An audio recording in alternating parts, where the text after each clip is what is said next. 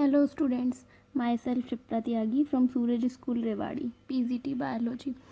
Students, आज हम new chapter discuss करेंगे। बेटा हमने 4 चैप्टर पढ़ लिए हैं, कंप्लीट हो गए हमारे 4 चैप्टर। लास्ट चैप्टर हमारा हेरिडिटी एंड इवोल्यूशन था।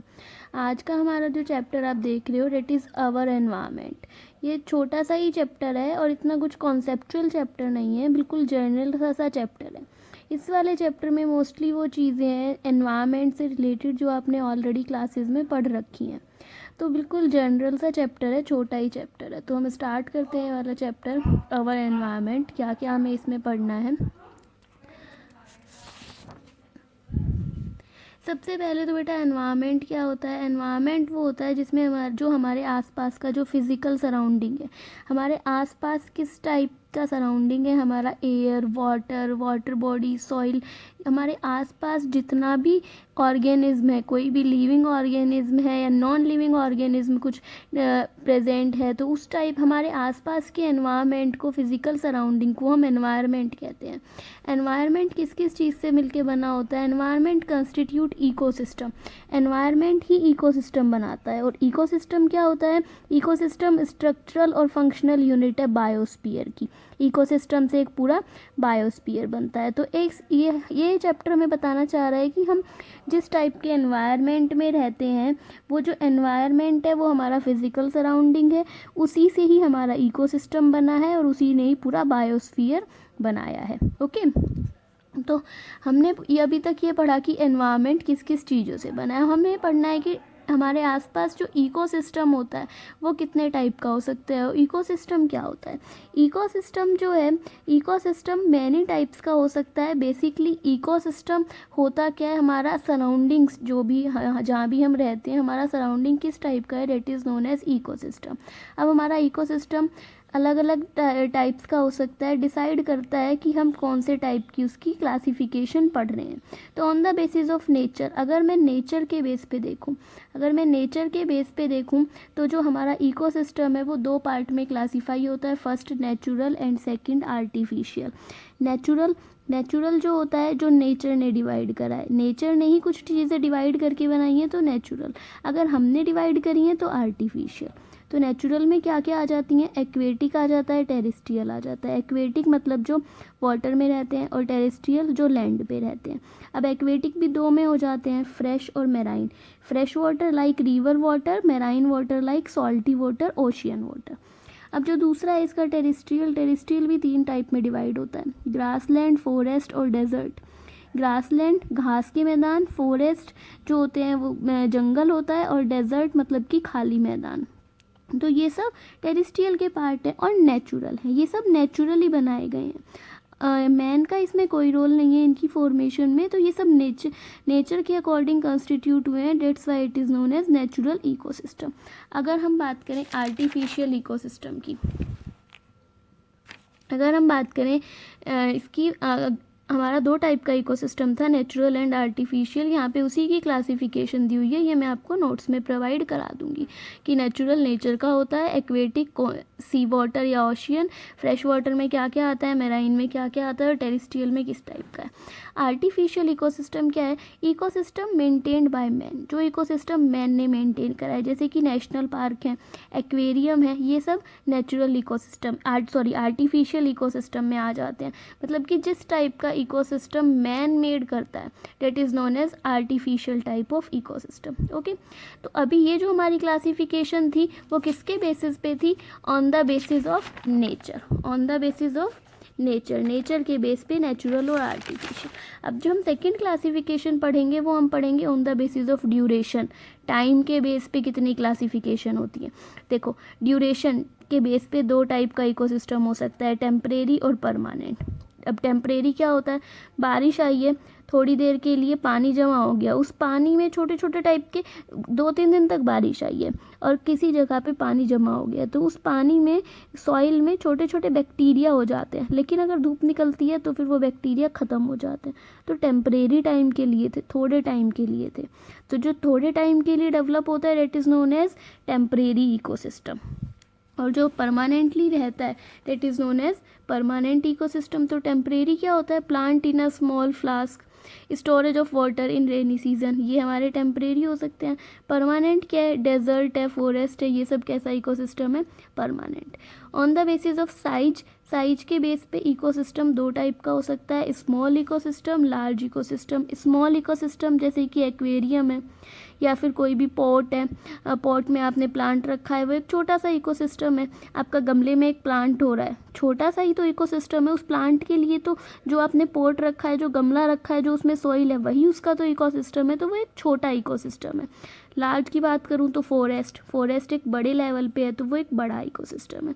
तो इकोसिस्टम को हमने 3 बेसिस पे डिवाइड करा, नेचर के बेस पे, ड्यूरेशन के बेस पे एंड साइज के बेस पे। ओके, नेक्स्ट आता है कंपोनेंट्स क्या होते हैं इकोसिस्टम के, कि इकोसिस्टम में किस किस टाइप के कंपोनेंट्स प्रेजेंट है। तो इकोसिस्टम में बेसिकली 2 टाइप के कंपोनेंट्स प्रेजेंट होते हैं, बायोटिक एंड एबायोटिक। बायोटिक होते हैं जो कि लिविंग ऑर्गेनिज्म से रिलेट होते हैं, एबायोटिक होते हैं जो नॉन लिविंग होते हैं। तो बायोटिक में लिविंग में क्या आ जाता है, प्लांट्स एंड एनिमल्स आ जाते हैं, और एबायोटिक नॉन लिविंग होते हैं, तो नॉन लिविंग कंपोनेंट्स हमारे एबायोटिक में आ जाते हैं। तो नॉन लिविंग कंपोनेंट्स जो होते हैं एबायोटिक, इसमें क्या क्या आ सकते हैं, लाइक इनऑर्गेनिक सब्सटेंस है, ऑर्गेनिक कंपाउंड हैं, केमिकल फैक्टर्स हैं। Inorganic substance like carbon, nitrogen, oxygen जो हमारे एनवायरनमेंट में प्रेजेंट है, वो एबायोटिक है। Organic components like protein, lipid, carbohydrates जो हम प्लांट से लेते हैं, फूड एक टाइप से, उसमें प्रेजेंट होते हैं, लेकिन वो सब कैसे हैं, ऑर्गेनिक एबायोटिक कंपोनेंट है। क्लाइमेटिक फैक्टर, हमारे आसपास किस टाइप की सॉइल है, किस टाइप की लाइट है, टेम्परेचर कितना है, रेनफॉल, वाटर, विंड में ह्यूमिडिटी, ये सब क्लाइमेटिक फैक्टर्स हैं। तो कंपोनेंट्स इकोसिस्टम के 2 टाइप के हो जाते हैं, बायोटिक एंड एबायोटिक। एबायोटिक की क्लासिफिकेशन सिंपल है, जो नॉन लिविंग है। डिटेल पढ़ना है बायोटिक कंपोनेंट्स। बायोटिक कंपोनेंट्स मतलब कि living components. Biotic components is further divided into 3 parts, that is producer, consumer, decomposers. Producers क्या होते हैं, जो किसी भी टाइप के फूड की प्रिपरेशन करते हैं, that are known as producers. Green plants are the producers which prepare food with the help of photosynthesis. तो जो फोटोसिंथेसिस की प्रोसेस से फूड प्रिपरेशन करें, that is known as producers. Producers जो प्लांट हैं, ये सोलर एनर्जी को use करके फूड की प्रिपरेशन करते हैं। इंपॉर्टेंट क्वेश्चन है, that is producers are also known as transducer. Transducer मतलब कि ट्रांसफ़र कर देना, जो लाइट एनर्जी को केमिकल एनर्जी में चेंज करने का काम करते हैं, that's why they are known as transducers. Secondly consumer, जो सिर्फ फूड कंज्यूम करने का काम करते हैं, that are known as consumers. ये जो ऑर्गेनिज्म होते हैं, ये सिर्फ फूड प्रोड्यूसर के फूड को कंज्यूम करने का काम करते हैं। For example animals. कंज्यूमर्स जो होते हैं वो फर्दर डिवाइडेड हो सकते हैं 4 टाइप्स में। First of all primary consumer या फिर first order consumer, secondary consumer, second order consumer, tertiary और थर्ड ऑर्डर कंज्यूमर, क्वार्टरनरी और फोर्थ ऑर्डर कंज्यूमर। तो जो फर्स्ट है प्राइमरी कंज्यूमर और फर्स्ट ऑर्डर कंज्यूमर, इस टाइप के जो ऑर्गेनिज्म हैं, इनमें वो एनिमल्स इंक्लूड होते हैं जो सिर्फ प्लांट को ईट अप करते हैं, डेट इज़ काउ है, गोट है, कैटल है, इस टाइप के। These animals are known as key industry animal. जो प्राइमरी कंज्यूमर्स हैं, इनको की इंडस्ट्री एनिमल कहते हैं, बिकॉज इन्हीं ऑर्गेनिज्म से, अब ये जो सेकेंडरी कंज्यूमर है, ये डायरेक्टली प्लांट को ईट अप नहीं कर सकते, तो एक फूड चेन में प्रोसीड कराने के लिए ये की तरह हेल्प करते हैं। फूड को प्रोसीड कराने के लिए these animals act as a key, that's why they are known as key industry animal. Second one is known as secondary consumer और second order consumer. Secondary consumer जो होते हैं वो प्राइमरी कंज्यूमर को ईट अप करते हैं, like dog, fox, frog etcetera. Tertiary और third order they eat up secondary consumer like snake and large fish. Quaternary और fourth order consumer they eat tertiary, secondary and primary. जो ऊपर के तीनों further को ईट अप कर लें, that are known as quaternary और fourth order consumer. For example tiger, lion, eagle etcetera. Next one is known as decomposers. Decomposers, what are decomposers? They obtain food from dead and decay plants and animals. जो अपना food किसी भी dead और decay organism से obtain करें, that are known as decomposers. For example, bacteria and fungi. And last term is known as detrivorous. Detrivorous क्या होते हैं? जो डेड रिमेन्स पे अपने फूड के लिए जो डेड रिमेन्स प्लांट और एनिमल्स के डेड रिमेन्स पे डिपेंड करते हैं, that are known as detritivores और also known as scavengers. Detritivores को हम स्केवेंजर्स भी कह देते हैं। नेक्स्ट आता है ऑटोट्रोप्स एंड हिट्रोट्रोप्स में डिफरेंस। सिंपल है, ऑटोट्रोप्स अपना फूड खुद प्रिपेयर करते हैं, हिट्रोट्रोप्स बनाया लेते हैं। ऑटोट्रोप्स जो होते हैं वो प्रोड्यूसर हैं, हिट्रोट्रोप्स कंज्यूमर हैं।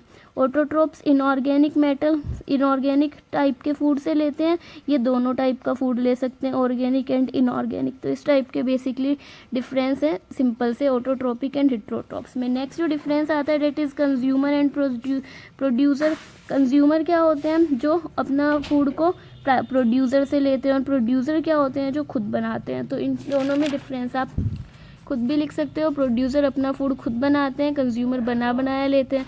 प्रोड्यूसर फोटोसिंथेसिस कर सकते हैं, कंज्यूमर नहीं कर सकते हैं। ये जो प्रोड्यूसर होते हैं ये फर्स्ट ट्रॉपिक लेवल पे आते हैं, कंज्यूमर जो है ये हायर ट्रॉपिक लेवल पे आते हैं। ओके, तो हमारा यहाँ तक का आज का टॉपिक कंप्लीट हो गया। नेक्स्ट टॉपिक आता है फूड चेन। इस फूड चेन के बारे में हम नेक्स्ट वीडियो में डिस्कस करेंगे। Thank you.